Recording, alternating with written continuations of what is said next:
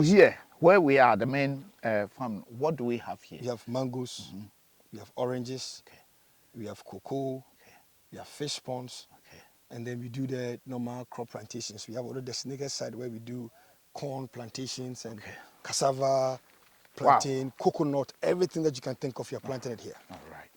Okay. That's So great. that was the vision. So after securing the land, I blocked it, divided the areas. So I have a cattle section, I have a poultry section, and I prepared all this stuff, and then farming began.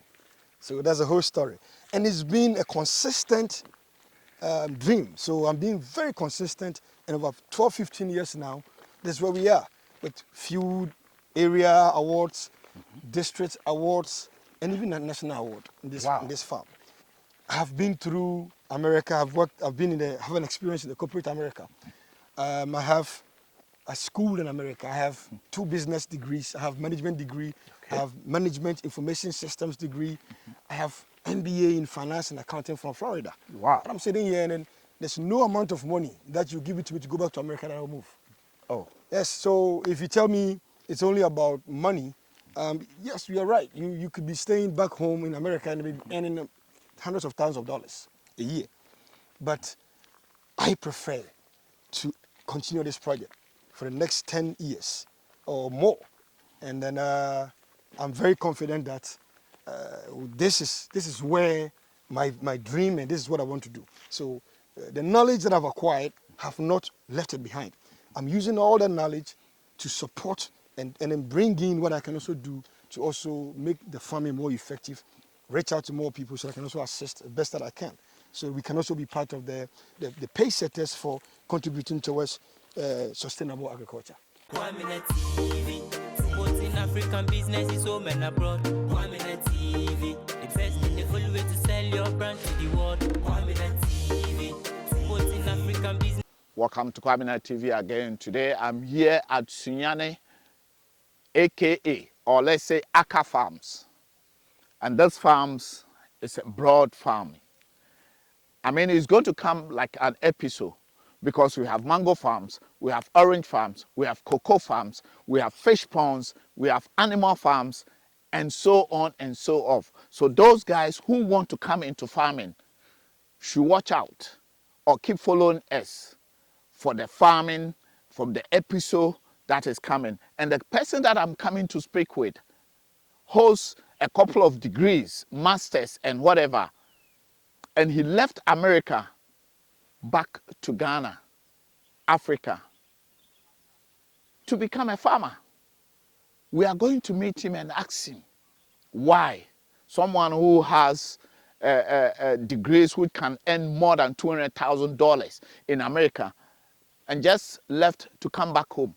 Let's meet Mr. Aka, or Ata Apreku specific, that is his name, to know his idea or what motivates him to become a farmer in Ghana. Yo, sir. Yeah. Wow. I'm glad to meet you. Very nice meeting you too. And we just have to dig in straight. Let's go. Why are you here? Why are you having all this massive farming with those fish ponds, animal farming, mango? I mean, name it. Okay. Why do you left America? All right, beautiful. Let me just put it this way. I'm a Ghanaian. Yeah. Ghanaians, and I'm a farmer. Now that's what I was going to say, I'm a farmer. But coming in, leaving America to come back to Ghana, specifically to Sunyani area here, to farm, it's not because it's a hobby. Okay. It's because I have really, for some years now, really researched. And then just like you said in your introduction, have come to understand that the backbone of this country and the backbone of Africa and many other places is agriculture. It's agriculture. I mean, I think in the whole world. Because exactly. over there, when you go there, you see the farmers are the richest people. Yeah. But the concept in Africa is farmers become the poorest. So most of the people don't want to go to farming. So today, you are going to give us every detail. Straight away, let me just even tell you, like you mentioned, I lived in America. Yeah. Let's say about 20 years. I was in America at a very early age. I had my first degree, second degree, and my master's all in America. The motivation behind this farm, I once lived in Illinois. It's a little town called Quincy, Illinois, in America. Illinois, yeah. Illinois, it's around Chicago. Yeah, And, around Chicago. There's a lot of universities There's around that a lot area. of universities. And my friends, one of the private universities that I went to, I made a lot of friends with farmers. This when I was around 20 years old. And all my friends that I made on campus at the beginning of the year, they were all, let's say, they're white people. Yeah. But they were key, passionate farmers.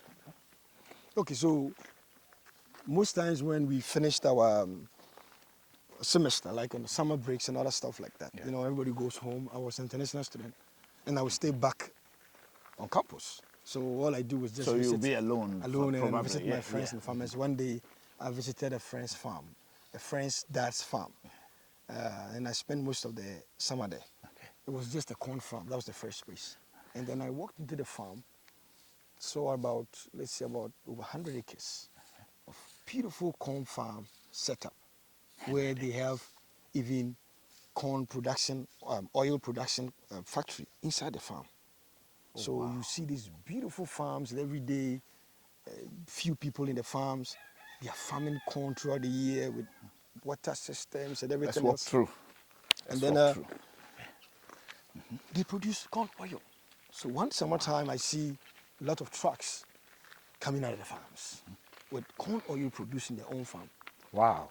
And this man So was they produce that oil in that farm, farm using the same corn. using the same corn.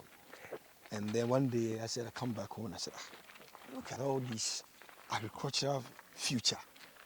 And then we have all these vast lands. Every corner you turn to in Ghana here, this land. This land.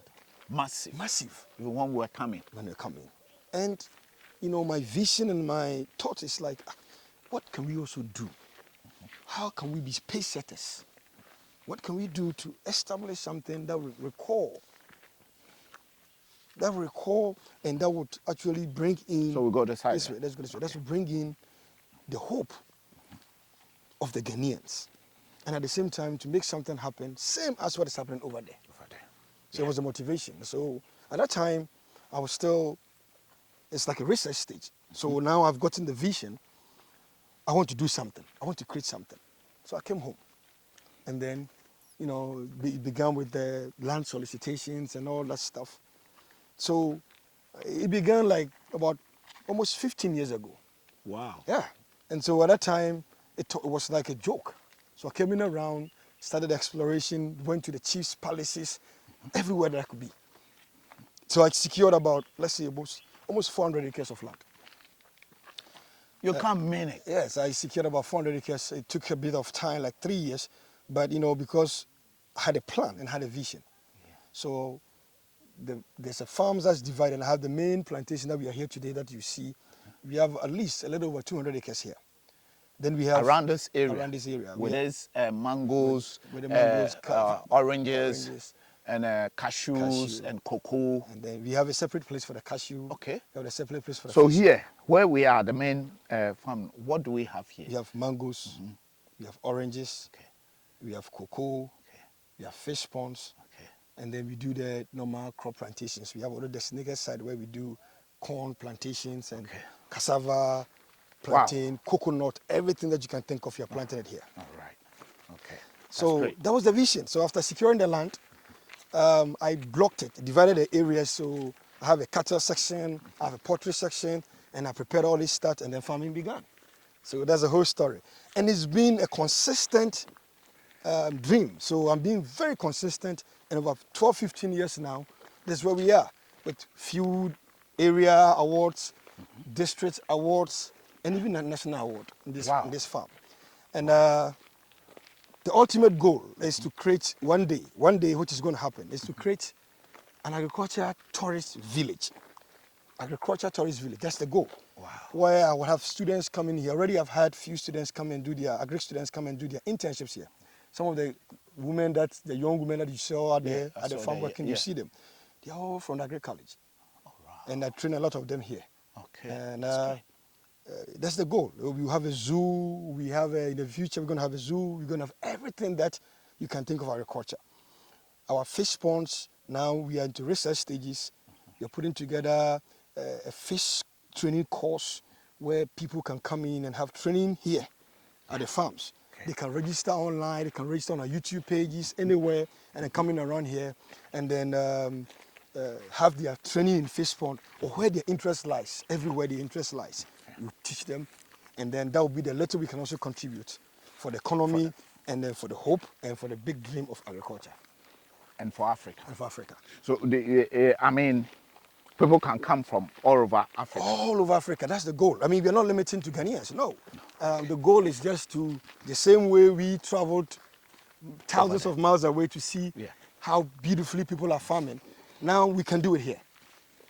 We can do it here. So, you know, it has been it's a long time that students and many other people have a very different perception about farming.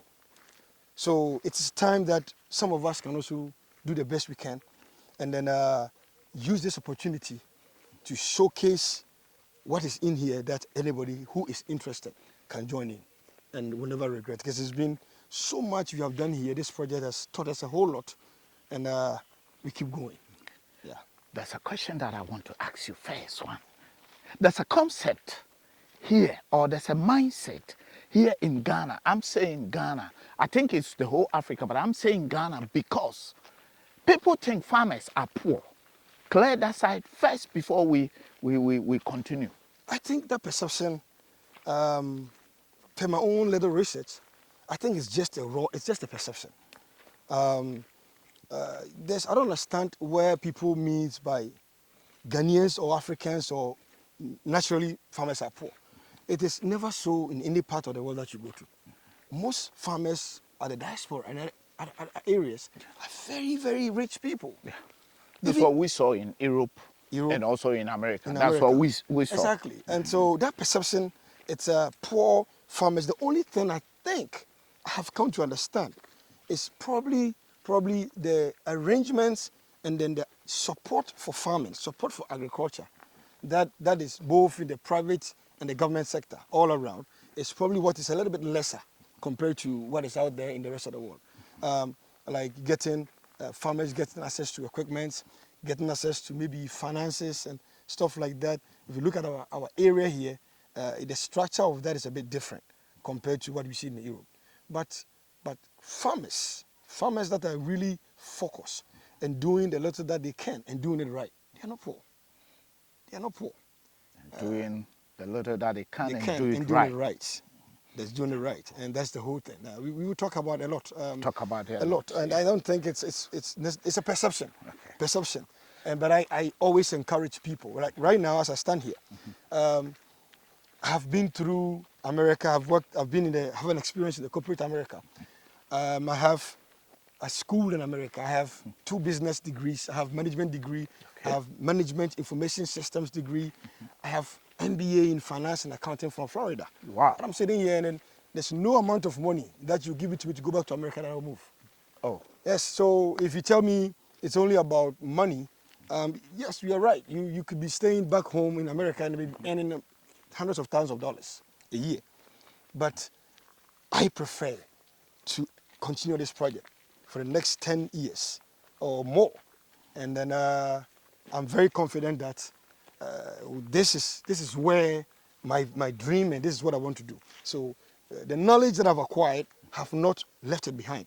I'm using all that knowledge to support and then bring in what I can also do to also make the farming more effective, reach out to more people so I can also assist the best that I can. So we can also be part of the pace setters for contributing towards sustainable agriculture. In Ghana? In Ghana. What will you tell or come to Africa or put themselves into agriculture department or whatever? What will you tell them? What advice will you give it to them? Mostly in our area here, which is the Bono, before it was Brong Ahafo, the Bono and Ahafo area. People don't come here. They just come and stop in Accra, Cape Coast, all those areas. But I know that there's a lot of people who want to also go into farming, the diaspora, the African Americans, whoever it is, they want to go into farming. Yes. But because of land issues and where they have set their mind is around Accra areas, what advice will you give it to them to come to this area? Okay. Or what assistment can you assist them when they decide to come to this area? Very good. This brings back into a thought. One of the strategies that I am doing here in this farming is integration. Okay, so the farm has a restaurant. Now we have a restaurant. Yeah. And Yeah. City Aroma. City Aroma in Sunyani. And we have fresh produce from the farm that we bring to the restaurant. We have fresh juices. Some very soon you see with fresh orange juices and mango juices. That's natural, pure 100%. And then we serve it at a restaurant. So one day somebody asked me, would you look at the restaurant because you are covering this in series and episodes? Yeah. You bring that picture in, and then this one is an it would be episode, another motivation for the people watching. Somebody asked me one day, why such a beautiful restaurant in Sunyani? And I said, why not in Sunyani? Why should it be in Accra? Everywhere in Ghana, Accra, Sunyani, Kumasi, Bono, the areas, Tamale, whatever, yeah. We are all Ghanaians. So whatever can happen in Accra, we should start having the concept, the mindset that we should be able to do the same everywhere in Ghana. Because when you travel around, it's city to city, state to state, the same amenities. You don't have to move from Accra before you can be you can have a life in the country that you're living in. No. So the same concept. It should be in Sunyani because anywhere in Ghana that you want to facilitate a project or business, if you are really serious and understand the terrain you are, you can duplicate the same concept anywhere in Ghana. It doesn't have to be only in Accra. I get it. Yeah. I get it. So guys, keep watching Kwaminat TV, like, subscribe, and share. And as I said, leave comments. This is an amazing, and this is just the first episode. This is just the first episode. As we've seen the orange and also the mangoes, and it's going to come on and on and on. We haven't get to anywhere.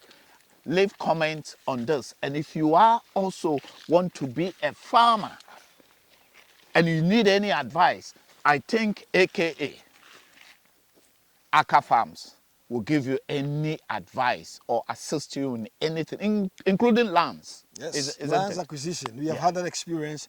One of the arms of our project coming soon, when we are launching our websites and our YouTube page this year, promoting some of the fish farming projects. One of the projects we are working on right now is also consultation and advice. Working around to see how we can make it easily available to the students, to the people staying home, those who don't have works. And that concept of agriculture is difficult. So where do we go? How do we even acquire land? Where do I start? How can we motivate? How can we support such group of people? This project is not for me. It's for the people. It's for Ghanaians. It's for everybody around. And so the dream is to make sure it becomes so viable and becomes so important to many others and other beneficiaries. So consultation will come in. Even now, I do give a lot of advice to people. Even the community, they are coming in, we are supporting anything we can. It's a dream. So for people who wants to actually benefit, like you said, where we have not finished and we are not the best, but we are available. Eventually, we can have some of our extension officers. They are all available.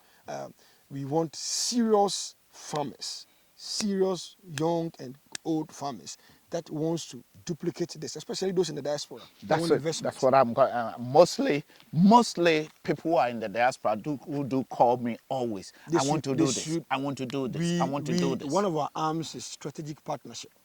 Okay. So in that partnership, we will guide, we will support. We are looking at all other amenities to make sure that we can create such facilities for people to promote this. Okay. So, as I have this thing clearly, you are going to help people who are from diaspora if they want to go into farming. And I have a lot of people who called me, even on Sunday. 2 days ago, someone called me. He wants to join the farming group in Ghana. Okay. Where to go, where to start. He wants me to advise him. Okay. I don't have any advice. Sure. The only thing is I have to tell them, or send them to you guys. That's right. That have an idea about this agriculture. Excellent. There are a lot of people. They do contact us sometimes as well. Okay. And the most unfortunate part is that there's so much available that people don't know. People don't know. They don't know what is inside farming. And as much as I've been here, I think if we can increase education, awareness, and some of us, like on we're agri doing, side. on agri side, we can be models to have the passion and the time to really accommodate people that have the core interests, and then push them to begin to a successful start. We would do a great contribution towards this economy. Wow. Yes. I think farming is also the great part, and it contributes. I think I don't know much about it, but I think I'm not economics in Ghana, but I think farming contributes a lot in the economy, because without food, Yes. no one survives. No one survives. And if you're talking about farming, cashew, look at this, guys. Let me show you something. This is cashew. It's just laying on the floor. You see, this one, it drops. It drops at the on season. its own. And This is cashew. And this is money. Money. So the most expensive crop and fast-moving crop. that's it. It's cashew. Even though even the fruits, others buy this fruit for juices and other stuff. The only thing we picked out is this. It's this. That's it. In other countries, they use this. Yeah, they use this. This is what also I'm saying, that the last time I had a conversation with a certain man who also came from the States, and I asked him about this. What are we doing with the fruits that we've been throwing it away? Because around this area, produce almost about 70% of cashews in Ghana. True. And the quality one as well. Quality one. Tell us just a bit about. We haven't been to your cashew farm yet, but tell us just a bit. We will visit. We will Yeah. have time through all of these processes. Yeah. Like I said, we are having time for you because we want to also be an important part of the information we are sharing. That's it. You understand? People, how would they know? We need time. We need patience. Yeah. The passionate people must be willing to sacrifice, to educate, to lead, to showcase what is in here. Yeah. It's a service. It's a service. So, it's a time thing. The juice and everything you're talking about. It's so much fruit around. So much. We can't produce. Organic. We can't do anything about it. But it's not about just the business opportunities that is already there, but it's to understanding what we have here. That's the first thing. And then also pulling people, the young ones and everybody else to join. And so bringing all this team on board and letting them understand and changing the face of agriculture whilst working alongside with these processes and the factories. Because when you do it right, it becomes sustainable. That's true. So we must understand the path. It takes time. So we would have to some of us have to take up this initiative and work very hard to make sure we can have this accomplished. Let me just go. If you had opportunity to become one of the ministers, so let me say the president in Ghana or somewhere in African countries, what will you see to change? Sorry. That's fine. Yeah. Well, I don't have a dream of becoming. In case you haven't, or you haven't, because you are doing well in agri. Perfectly. But Yeah. what I know is that I have a call to service. Okay. And that's the only reason why I'm here from wherever I have been. I live in the States, travel a lot of places. That one we haven't finished talking about so, it yet. With that lifestyle of that Western, which I also know. Exactly.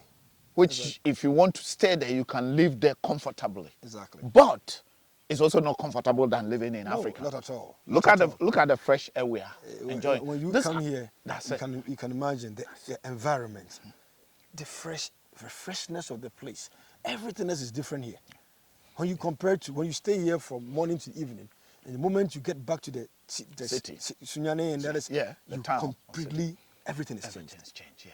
Look at the fresh air Even I'm smelling. even our locality, in our homes, even in the city now, around this time of the Hamatan season, dust is incredibly on the high. That's true. Everywhere. That's true. Everywhere in the homes, even when you have sealed windows, they are coming Oh, in. yeah. But when that's you come true. in here, That's fresh air. you think you're in a different place. I was telling my crew that for me, if I had an opportunity, I would just move into some of these villages. Beautiful. Because it's a natural. Yes. And it's a feeling. You have your come farms, here, you have your house our in the concept farm. of farming is very different. We have cottages in the farms. We come here, we cook. So this one is also Yeah, that's one of the first buildings I put up. So just in case I have to even sleep in the farm, sleep in the farm. So this is the genesis. It's a genesis. This is yeah, the genesis, this is just. You see, let's refrain from the mindset that we are just going to the bush farm to just do something, and it's for the less privileged and it's for people that don't have any choice. No, let's have that mindset that farmers, we are coming to farm, we are going to our office. There's so much that on the setting of the corporate world and many other things, yes, respectably, that is what it's supposed to be. But the farming, what I've seen is that we are just not understanding what is farming. And our mindset is so far away that it is time that professors are farming, doctors are farming. So MPs are farming. Ministers Ministers, are farming. lawyers are farming. Why? So let's not leave that behind. Farming is part of us, everywhere in the world. So it is one of the most prestigious businesses. And why do you use prestige? Because what is so beautiful than coming in here, having a business, putting tree crops, watering them to grow, pruning and taking care of them, they shaping up to become a tree, giving you yields, years upon years. Cocoa farms here, 50 plus years. Pruning and well pruning. Mango farms can give you several bags of cocoa. Right now, one bag of cocoa is about 1,300 cedis. Why is not as a prestige? If you understand the journey you are embarking on, and you have a life attached where you can grow with your trees, you have something sustainable, you are working, you're having all the benefits of the farming, you're doing it right. What is that prestigious? Do you have to go and set up a filling station, open up a hotel, or open up a factory before you have a prestigious job? No. You know one thing about let's say cocoa that people has when we were kids, we know that our great grandfathers go to cocoa farm, have people there to farm for them, and they go in percentage or whatever it is. They were rich. Very rich. They don't even take their money to the bank. Nowadays, the youth, like did not go into those farming. Our great about cocoa. grandfather. Yeah, just Let's I'm move. talking about cocoa is just right cocoa. here. Oh, cocoa is just right here. Okay. Let me show you cocoa. Okay. I have it also in blocks. At a certain time when I was traveling, I switched. The project has been about 15 years. Okay. So I switched this with that time. That time, my wife managed the farm for about some years. Okay. And then also relocated to the state and also came back. All right. So with the blocks, we have about this area, 12 hectares. That's almost about 40 acres. Only this block. Wow. So it's like I said. No, it's amazing. It's It's a life amazing. that, Welcome to AKA Farms. It's a life that we have to be very, very proud of. So we should.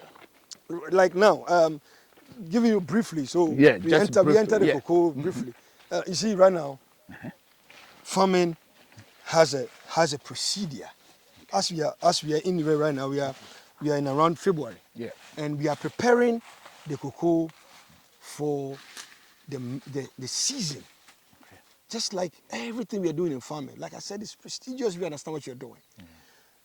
At this time of the year, we are supposed to be preparing the trees to start producing right, having right yield, and grow right fruit. What do you mean by preparing? This is like what we're doing. You see the pruning. There are so many trees, little branches and stuff that are competing with the tree. They are disturbing, the processes whereby the cocoa will yield right, will have the right pot. So if you do not pay attention to each tree, it's like I always tell the farmers when I bring them around. I said, when I come back and I'm supervising, this is what I do. No, none of you comes back to this farm without bathing. And when you are bath, I'm not sure you leave even the tip of your finger or you forget some part of your leg or somewhere. You just bath, make sure you are very well bathed. Clean. Okay, so bring the same concept to the farm. Each tree, we have several thousands of trees here. We are looking for maximum yield. So if you just come here and you just do anything on this tree, this is where your first reduction of yield begins. So prune on time, do the right things. Each tree, prepare them very well. And so you realize that your yield is increasing. Okay. So these are the concepts that you must understand All right. to be able to win and enjoy the farming process. And like again I said, prestigious and it is one of the most, I would say, for all the experience I've had, farming, if you understand what it is nothing comparable as far as I'm concerned. Nothing comparable. So Wow. let's others that are watching, let's people that have the interest to farm, people that are seeing things on TV and other things that don't know where to begin. This is where we want to come in and assist. All right. Assist. All right. So we are in the cocoa farm. I see the beginning. This farm is well thought of and planned. If you stand here, you go inside, you see. It's You can lined look and pegged. all the way down. Lined and pegged. The trees are lined. Everywhere you look at them, it's a special plan, making sure that if you can utilize spacing, you can have enough trees, you can have maximum and expected yield from the farm. So let's We get in a walk bit. through. Yes, We walk through a bit. Yeah. So right now, the average in this area, people that are following these preferred practices, the average yields is ranging between, people are picking 15 bags per acre, people are picking more depending on your practices and how well you are paying attention to the farm. To the farm. Yeah. So our goal when we set up this project is that one day soon, which we are nearing, we should be able to harvest nothing less than 1,000 bags of cocoa every year. Every year. And that is over $1 million cities. Of course. And if you can have 1 acre or 2 acres of just cocoa farm, well taken care of, and you are harvesting only 30 bags, or you're having even or more, 30 bags as a passive income for you. Yeah. You're looking at what? 1,300 times 30. That's Over true. $40,000 cities. That's true. It goes on and on, and this is only the cocoa. Yeah. So you see, the mindset is first understanding what you're doing, having the knowledge to do it right, and then seeing it as a business and having the time for it, just like anything else that you do, and you will not regret it. You will not regret it. So the main concept is understanding. Understanding. To understand the world agriculture or the farming. The farming. And it doesn't have to be like I said, this project has taken almost 15 years now. Yeah. And we did it in stages because we believe in the cause. Okay. Regardless of the challenges and regardless of what is happening, we come back to, I'm sure, Yeah. as you run into the episode, you even go to the finances and that stuff. Yeah, we'll go there. But this is just take it as a business. Love a business, choose the right business, have a passion for it, and you'll be surprised the wonders that will be coming in. Love a business, choose a business, and have a passion. Have a Well, passion. I love She's these right. three Yes, and words have a passion, that you use. And then keep working on it. And Keep working on it. It takes time, one day at a time. But just like I have come in and made my mind that I'm not going back. No amount of money is going to attract me to go back and do something different. But I will stay on the course and make sure something productive comes out of this. At the same time, too, I control my time. It's been about close about 20 years, almost. When I did the last couple of years when I was just going up and down from the States, and I did few part-time contract works over and there. But ideally, almost 20 years, I'm just in my early 40s. The first 20 years, I've never worked with anybody else. I have been in my own entrepreneur and I've been my own boss. So I have my time every day throughout the whole year. I can control and manage my own time. Wow. And this is one of the benefits as well. Wow. So we are glad that we have your medium, I mean, to be able to speak to people and let them understand what is in there. It is not a jumping, quick scheme, one day quick get making quick money. No. It's a sustainable thing that if you do it right, even an acre, one, half, plot, do something right. Start something. Start something right. And you'll be surprised. You'll be surprised.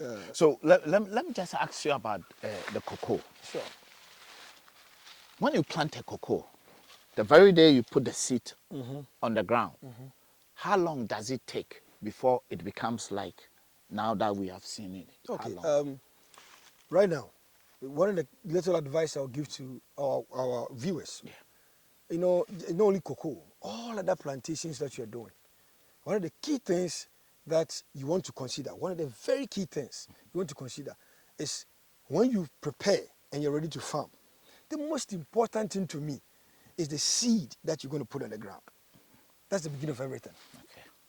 So make sure you have the right seed. Right now, the government, the agri sector, they have a lot of agri offices that they promote qualified, research-tested seeds. Okay. You know, some of our farmers worked in a cocoa farm and picked up a 40-year-old cocoa pot, crack it up, dry it, and then they start planting.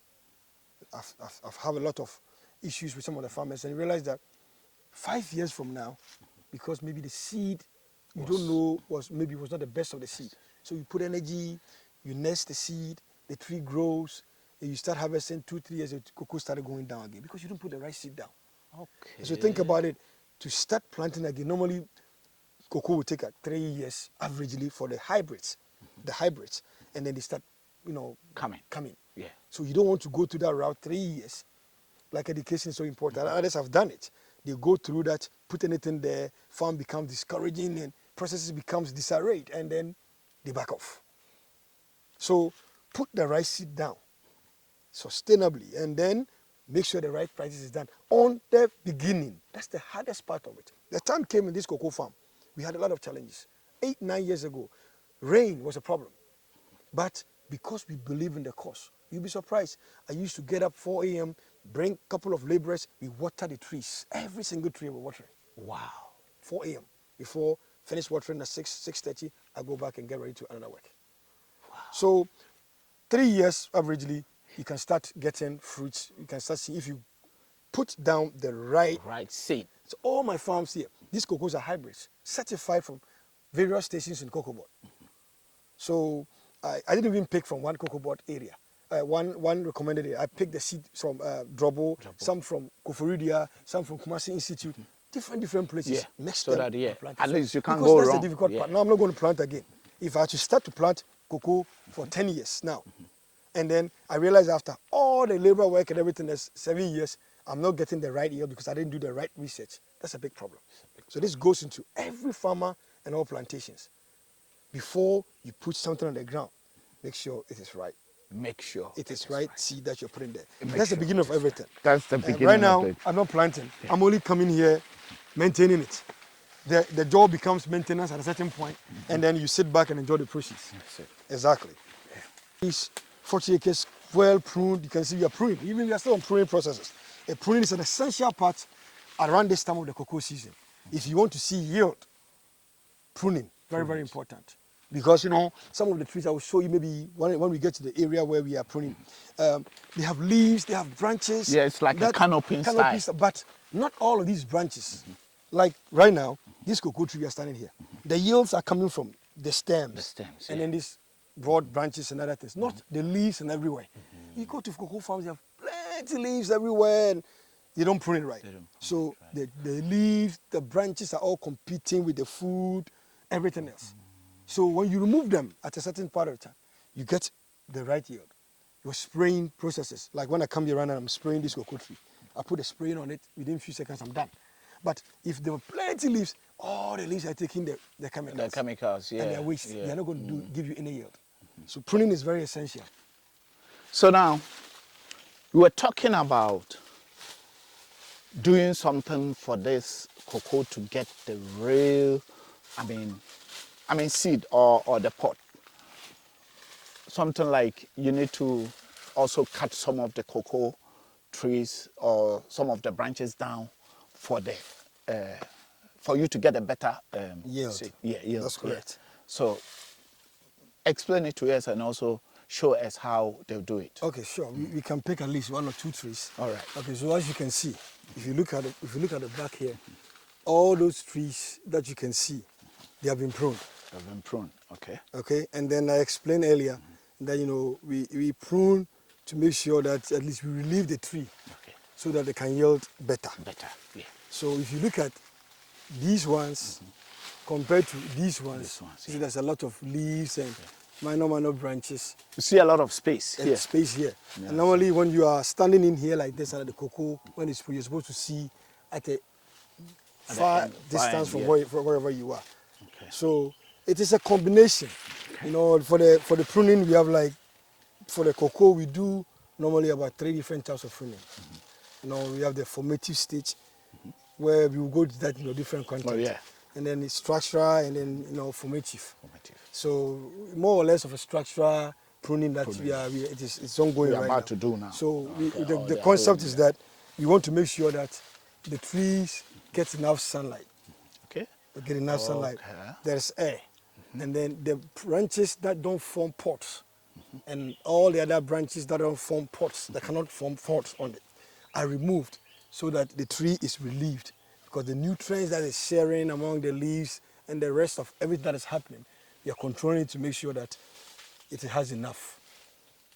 Has enough for all that it needs, so it can bear more fruit. That is all.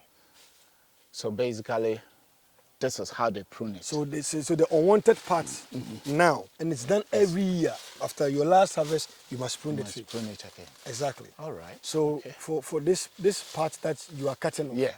you Yeah, see this one. Yes, that one. Excellent. Perfect. So, and then you I've been bring able it down. Okay. Okay.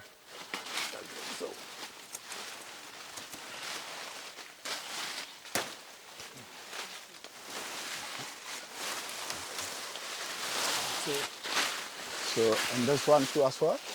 This one too as well? Yeah, that one can come down too. That one can All those little branches, minority. That little one? Yes, bring it down. Okay. Bring it down. So guys, come and see. I'm pruning it.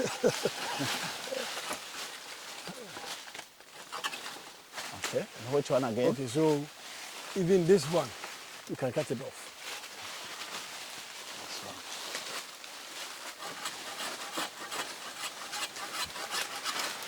Perfect. Wow. So guys, as you know, this is how they prune it. If you want your cocoa to yield better, this is where you do it. And So I like just show you You can see the with my sunlight little coming in, experience, yeah. and then removing some of the wanted branches out of it. So it's just pretty much controlling some of the unwanted branches, and then the leaves, and that gives you more and better yields for the tree. And so it's done every year. That is all. But you know that sometimes some of the cocoas is on it, the pods are on it. Yes. And you still will cut it down Yes. to prune it. Yes. Maybe when we get to one of them that has it, we can do that and explain to you. Yeah, let's some look of- for something like this and see. But let's finish quickly on this one. Okay. Let's finish. So on this one is not finished. No, it's not finished. Okay. Which one we should do again? Even this one has to go off, but I think you can. If you cannot do it, we can do that later. This one? Yes. Normally, when we are cutting it, You cut it from here. yes, at least it has to be close to the edge. Okay. That's better. That's here.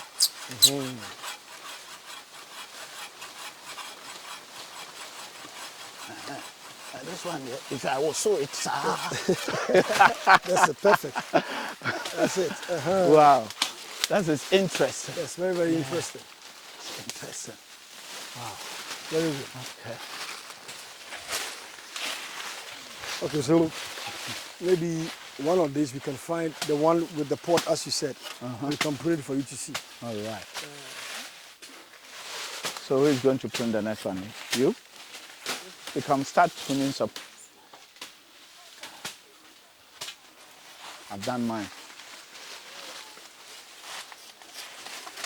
Okay, so you are removing all the wanted branches out Branches out of it. and then control to make sure it can have enough air, sunlight, and then it can bear more fruit. That's the only way it has the chance, opportunity to do better. Okay.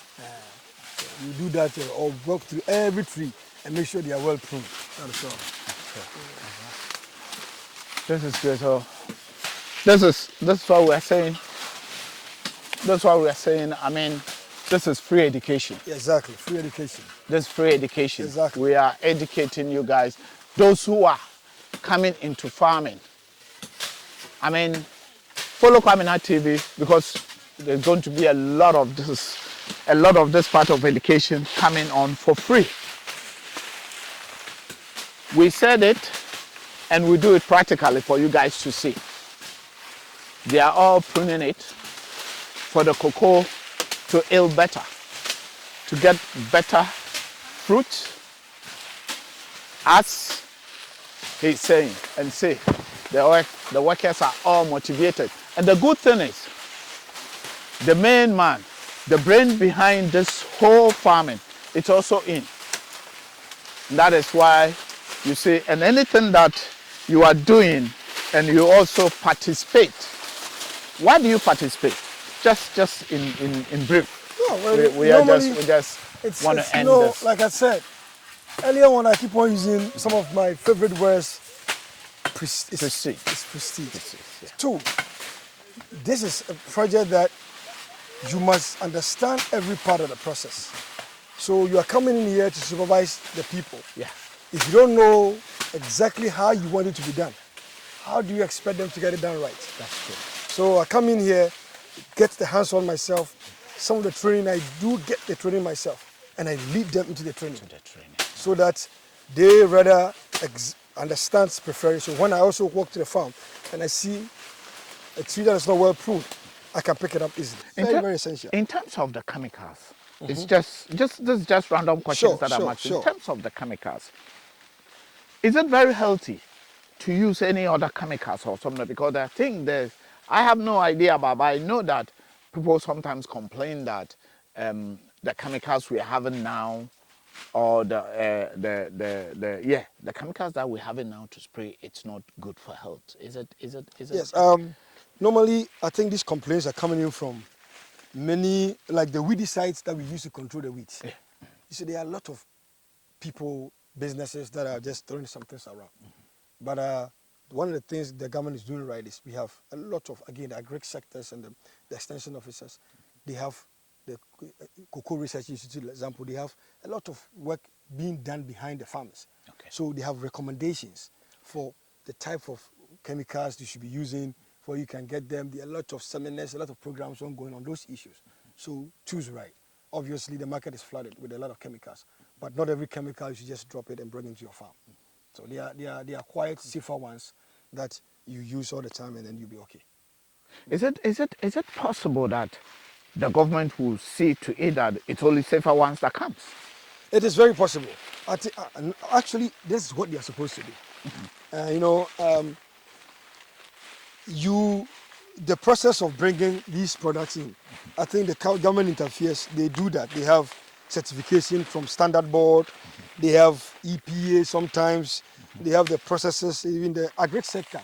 The ministry even provides clearance. You have to get a certification before you can even bring the products in. They will test it.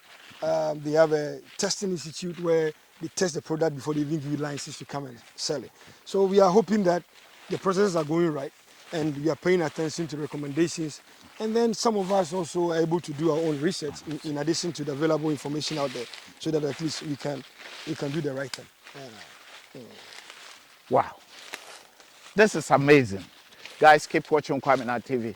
As I said, 2024 is a money year. And talking about farming, It's amazing. People who want to go into farming, I'm saying it again, people who want to go into farming, and as Mr. Atta said, it's a prestige business.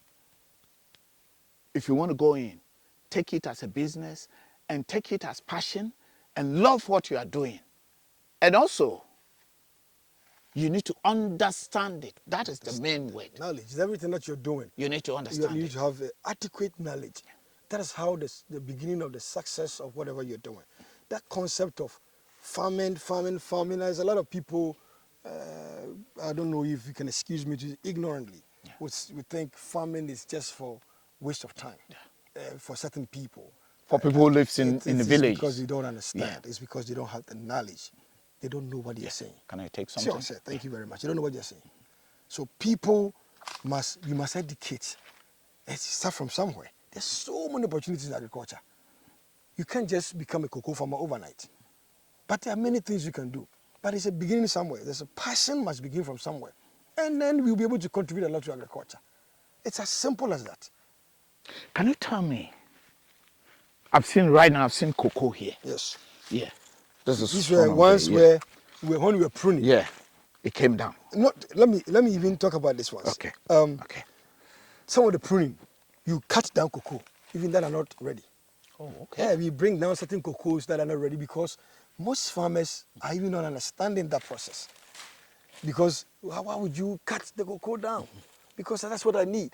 But sometimes you cut those off to quadruple what you want that you have. If you leave it like that, you have one pot. When you cut it down, and then you're going to have 4, why you leave that one down? Yeah, that's true. That's very simple. That's It's just understanding of whatever you're doing contributes towards the yield and the production. So even these ones, they're not the right pots, but they're not spoiled. They came out of the pruning. So we will keep them here, we will add up to the yield, and then we still move on. Okay. So they're not necessarily waste. But when you understand what you're doing, you will be able but to it give opportunity, give chance to the other people to become big and also like pruning.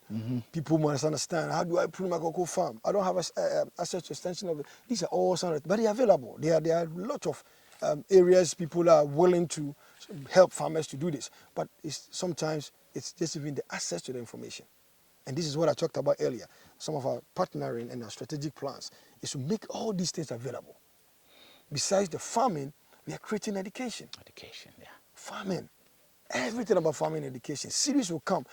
We are talking about... So we're going to do episodes. You have to join in, assist these training programs and courses. Oh, yes, I will do that. I will do that. And then as the reason we are happy you are here is because you have a specific agenda 2024 for farming. Yeah, that's true. And we can't be sitting here understanding that dream and having all this content. Why would not be supported? People must watch. There's a lot coming in. We will give a lot of education, a lot of advice, a lot of free advice, free consultation. Free. This is through your channel 2024. Mostly. This one that we are having now is free. Yes. It is free. And I mean, if you want to be a farmer, come back home and be a farmer. Or whatever in Africa you want to be a farmer. This is free. And 2024, farming is our agenda. To at least, because I know 2024 is a year of money. And when you go into farming, it's like you are planting the seed. That is why we are here. And that's why we have this wonderful man also here to explain it for free. This consultation, this is a consultation. And this consultation, when you go to an office, a Greek office, to get it, you need to pay. But on Kwaminat TV, it is free. And I said, it's an episode. This is just the beginning. That is why we spoke about many things, about the fish farming, animal farming. We haven't finished yet. This will just show you the crops one. These are the cocoa. There's orange there, which will go into details for juice. There's cashews, which will go into details, but we'll just give you the briefing of it. So we'll move from here and go and show you a bit about the fish farms. So, and then we save the rest of the cocoa free information for the next one. All right. So follow us. All right. Come with us. So now I can see a lot of lakes. I would say lake. but I don't know how. Did you met this one here or it's? Let's start in this way. Let's start with this. This is a Sure. fish pond. Yeah, it's a fish pond. This is a. Is it This a is catfish this is a or? tilapia pond. Oh, there's a This is tilapia. a tilapia. The catfish ones are as I had. These ones are only for tilapia for now. Oh, tilapia. Tilapia. So this is the one that we call it in our local language, Kobe. Yeah, that's what Yeah. it is. Kobe. Tilapia. Yeah, tilapia. You can and use fresh. You can use for Kobe. You Kobe, can use for all yeah. that stuff. So let me just ask you this: the tilapia that you sell in your restaurant, does it come from here, Yes, or you? the integration. Sometimes some come from here. We have a special ones we feed and grill. And we do it very right. And when you grill them, it tastes better than the ones we are coming from the other places. Very, very beautiful ones. So sometimes we just have some the pond at this restaurant too, where we have point and kill. Yeah, point and kill. We also Yeah. raise some of the catfish from here and send it there. Okay. Yes. So you raise a catfish, send it over there, and they do it point and kill. And the tilapia, because I tasted the tilapia, the first time I tasted the tilapia was on Sunday. That's right. Which was amazing. That's right. Yeah. We do have some from the farm. Sometimes too, they bring it from the water region. Oh, all right. Yes. All the way from Yes. the water region. Yes. Yes. Oh, wow, that's great. Yes. That's great. Okay. So roughly how many catfish do you have here? Tilapia. Tilapias, yeah. The one of the issues is this. Normally when I do stock them, I don't stock them more than 50 Oh, more than 50. because they produce. So sometimes we have a production pond only. Sometimes I can only put them in there, feed them, and use it as a production. Okay. So after a period, certain months, you can come and have over 2,000 because they are producing. They are producing. And then we will harvest and separate. We even have male and female tilapia. Oh, We're able to separate them and then leave the males only, feed them so they become sizable for yeah. harvesting. Yeah. Okay. Yes. So, and the next one is also Yeah, this is also catfish. catfish. And then there's a catfish on the front there. Okay. There's tilapia. It's mainly it's only tilapia catfish. Now, of course, that's we are growing here. Okay. So these ones are. These are mixed tilapia and catfish. Oh, they can grow together. Yeah, they can grow together. Okay. We mix them sometimes. Yes, they can grow together. Can you give me roughly how many tilapias and how many? At least the Catfish. last catfish we have over 2,000, and then we have more than 3,000 Tilapias. tilapia. So about 5,000 fishes are in right now. Wow. As we are, you see there is a season where prices we are cleaning. If you see the first pond, Yeah. we have cleaned it. The Yeah. same thing we are doing here. So Okay. we invite you our next harvest. Yeah. You see net how we go through the net process. You will see the fishes. We put some on the scale for you to see how much they weigh on the scale. We go through the process with you. Okay. Yes. That's great. These ones are also concrete ponds. Yeah. We have the okay. But earthen- that's why normally Yes, you the see earth- it in earth- Accra we have and the other earthen places. Yeah. ponds and we have the concrete ponds. So So both what- ways you can do them, but there's differences. The work are different. The kind of work you can do here, the kind of work you can do there is different. It's different. And these ones, if you see how I have connected pipes, I've laid pipes on the tank all the way to it. You can see the pipes all on the pond. So we can refill with fresh water. Last week, the fish pond staffs came in, clean, scrub it. So now you see how clean they look, even though fishes have been in there. So we open the taps from here, they will come in, we will scrub it. We have exits out, we can take the water out. And then we prepare the pond, bring fresh fishes and fresh water. We can change it periodically. Periodically, yeah. Okay. So this is the preparation for the. Yeah, we're preparing for the next. next stock of the fishes that are coming in. Okay. And these are just our resting areas, summer hut, where Yeah. we And come what on- do you do? we just gather some debris and burnt it. And burnt it, all right. Just Okay. to Okay. prepare the area. This area, normally at the season, we plant plantains, coconut, some small vegetables. So we always have our vegetables also in the farm. Okay. And then there's another pond right here. So there's a pond here, there's a pond here, and there's another pond There's right another pond also. Yes, it's right here. Wow. So how many ponds do you have here? The natural one. The natural. I said the natural one. earthen The ponds. earth ponds. Yeah. We have 2 smaller ones, 6 big ones, making it 8. and then the concrete ponds. Yeah. We have 3 smaller ones for production. We have 3 large ones also. So we have a lot of ponds. We have a lot of ponds that Only for the fish for the side. fish sector. It's a whole industry. Yeah. From fingerlings, people buy fingerlings, they buy the raw fish, they buy processed fish. So these are all job creation as well. Yeah. We are So let's soon sit down here and see. Yes, Small and we are soon to come and add even more. That is why we did speak about the fact that we are arranging students to come in here and do services. To come in here and do training. You can just register. Very soon our online will be portal will be ready, and you can even register to be coming. We will give you accommodation. Okay. Coming for 3 months course, and fish farming. We teach you the processes, the feeding, the scaling, everything else. Then you gradually give you a certificate to go. But we are in the process of finishing the authorizations and all the certification processes, and then from the Ministry of Education. yes, and then we bring a lot of students to come here and start training. The last thing, what do you think it will stop people? Or what do you think it stops it? What do you think people are afraid that they don't want to come to Ghana? Or they won't want to come to Africa and put themselves into farming? Okay. I think we briefly talked about this. Yeah. I I didn't mention afraid because I know some people want to come, but they they're want afraid. to because one of the problems that we cannot hide from is that the way things are done in Ghana, that's the only issue I've gotten to know speaking to many of the potential or the few of the potential investors that are coming around. You have to be involved in the project. That's the one thing.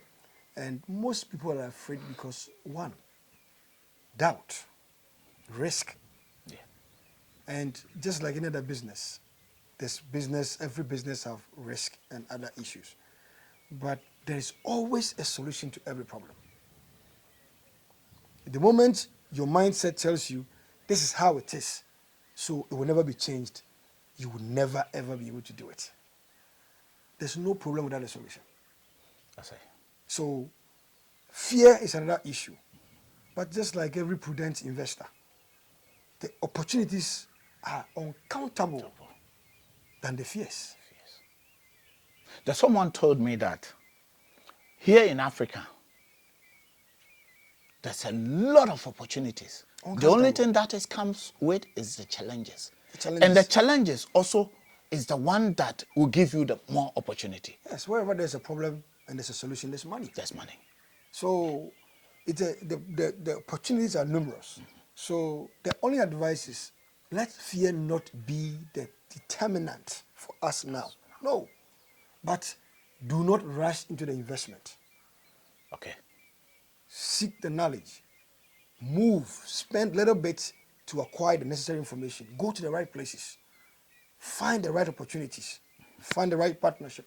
Last year, I had a friend, farmer, who wanted to go into fish farming.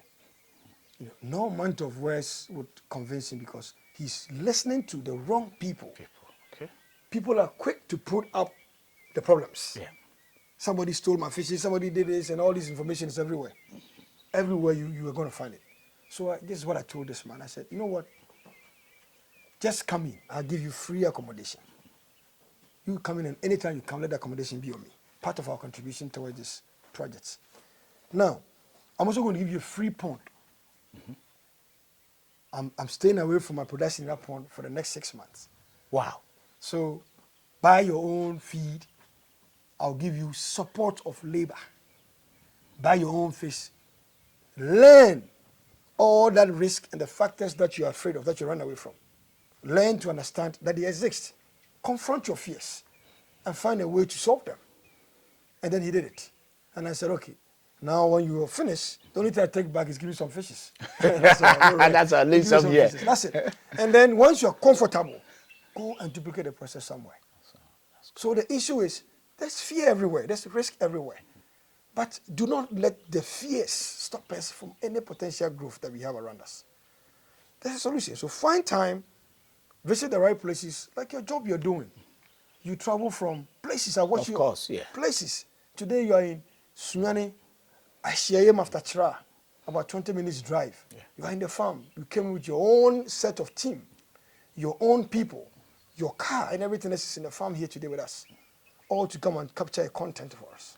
Okay, now, I'm not sponsoring this info. You are paying everything. You even invited me to it that I have not paid anything. But it is a case where you have come to see more. Yeah, of course. So if this was a potential investor that followed you, he will understand. And then these are some of the things that will mitigate your fear. The opportunities are there. Don't allow the media, word of mouth only, information here and there, Wrong places. to distract you. You keep on sitting home and dreaming, whilst others are making opportunities Here. because we are complaining, but people are also making it. They're selling. People also People are complain. farming. People say there's no job. People are harvesting. There's no work, but there's a lot to do. I hear that all the time, and it's funny. There's a lot of work more than there's no jobs. That's it. There's a lot of jobs available that we don't even have people to do it. That's it. That's true. So, but it takes time. Like, again, take your time to find the right resource, find the right places, research right, take your time and join the right groups and learn right. Dedicate time and learn right. It's an investment. And once you find the course, stay with it and get yourself involved. You'll be somewhere. Thank you very much. And keep watching Kwaminat TV. Like, subscribe, and share. And I say thank you again for giving me this opportunity to meet you here in a farm. This is Aka Farms. Aka Farms in Sunyani. This is actually Tra Road. Tra Road. Sunyani Techiman Road. Right. After Tra. After Tra. We are located in a town, little village, a town. They call it Ashiayim. Ashiayim. That is where the farm is. And let's say it's about 40 minutes drive from Sunyani. If the road is good, it will be like maybe 25 minutes. But the road is not good. That is why. It's not good that it's bad. It's not bad. But you know African roads. All right. Thank you for the opportunity as well. One of the things I would say finally is to say thank you to Kwaminat TV. We couldn't find anything better this year as a strong publicity support for this project. 2024, we are intensified our efforts. We are working harder than ever that we have ever done. And fortunately, we have Kwaminat TV promoting serious agricultural business with information and content that most people must watch this channel and you'll be able to get a lot of information from us.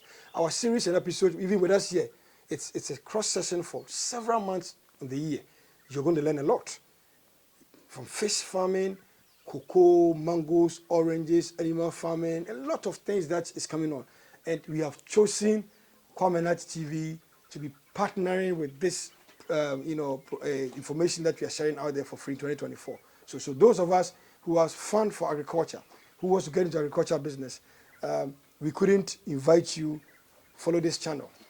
There's a lot coming in, and I'm very sure you'll be more than glad that you did. And then he will eventually share contact information where you can reach us for some of the free consultation, visitation. Come and see things for yourself.